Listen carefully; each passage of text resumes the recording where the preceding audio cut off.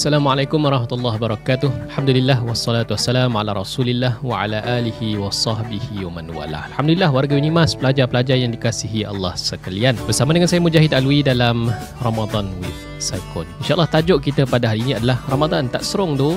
Tak adalah. Tajuk kita pada hari ini adalah tentang Al-Quran. InsyaAllah Al-Quran sentiasa akrab dengan Ramadan kerana di dalam Ramadan itu telah diturunkan Al-Quran. Sebab itu Ramadan ini hebat, antara sebabnya kerana di dalamnya diturunkan Al-Quran. Dan Al-Quran juga sinonim dengan bulan Ramadan kerana apabila tibanya bulan Ramadan, maka akan bergemalah tadarus Al-Quran di masjid dan juga di surau. Bahkan bukan hanya pada dalam usrah ataupun lingkungan JK ataupun jemaah masjid saja, tetapi bahkan di corong-corong horn speaker. Semangat dengan Al-Quran itu sendiri. Sebab itu saya mengajak terutamanya kepada pelajar-pelajar yang dimuliakan sekalian untuk menjadikan Ramadan ini dengan kita berusaha untuk memperbaiki dan juga menjadikan Ramadan ini untuk kita menjadikan bacaan Al-Quran itu lebih baik berbanding bulan-bulan yang lepas. Sebutan alif bagaimana, sebutan qaf macam mana, sebutan sin, shin, sebutan kha macam mana. Macam kita tengok bagaimana suasana sekarang kan, Monggu aku cipiut semida, orang tahu denggulge semua tahu. Sebab apa? Kerana mereka boleh membaca ataupun menyebut ataupun nyanyikan yang bukan bahasa mereka kerana mereka training, mereka melatih, jadikan sebagai, bahkan jadikan lullaby sekali. Jadi Al-Quran sebentar lagi, iaitu Al-Quran adalah surat cinta Allah Subhanahu Wa Taala yang Allah sampaikan wahyu melalui lisan baginda Nabi Muhammad SAW yang mulia. Jadi bacalah Al-Quran kerana Al-Quran itu akan membantu kita di hari akhirat kelak. Hadis Nabi Muhammad SAW, Iqra'ul Quran fa innahu ya'ti yaumil qiyamah syafi'an li ashabi. Bacalah Al-Quran kerana Al-Quran itu akan memberi syafaat kepada kita, kepada sesiapa yang menjadi sahabat dan juga yang menjadi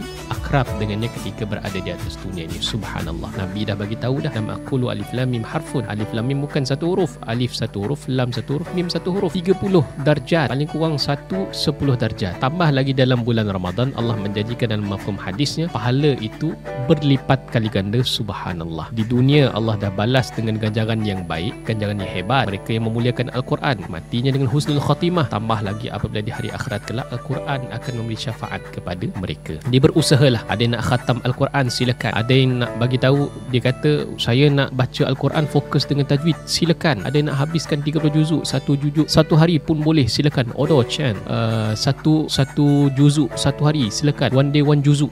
Odoch lama tak dengar. Jadi usahalah untuk kita memperbaiki bacaan Al-Quran itu di dalam bulan Ramadan, dengan juga kita berusaha untuk memperbaiki pemahaman kita dan juga penghayatan kita makna Al-Quran itu, supaya dengan panduan Al-Quran itu ia akan menjadi guidance kepada kita hidup di atas muka bumi Allah Subhanahu Wa Taala ini, insya-Allah. Itulah sebagai perkongsian bagi kapsul yang terakhir ini. Dan tidak dilupakan juga, mudah-mudahan kita berdoa kepada Allah Subhanahu Wa Taala untuk kita minta dengan Allah dan dikurniakan dengan malam Al-Qadar. Kita minta dengan Allah Subhanahu Wa Taala doa yang boleh kita baca sepanjang kita dalam bulan Ramadan. Allahumma innaka afuun tuhibbul afwa fa'fu anni. Sesungguhnya Allah itu Maha Pengampun, suka kepada keampunan. Ya Allah, ampunkanlah kami ya Allah. Mudah-mudahan Allah menerima segala amal kebaikan yang kita lakukan di dalam bulan Ramadan, dan mudah-mudahan Allah Subhanahu Wa Taala memberikan kepada kita sifat dan juga nilai takwa di dalam diri kita, sebagaimana janjinya dalam surah Al-Baqarah ayat yang ke-183 itu, la'allakum tattaqun. Mudah-mudahan menjadi orang yang bertakwa. Doa jangan dilupakan, terus berdoa kepada Allah Subhanahu Wa Taala. Allah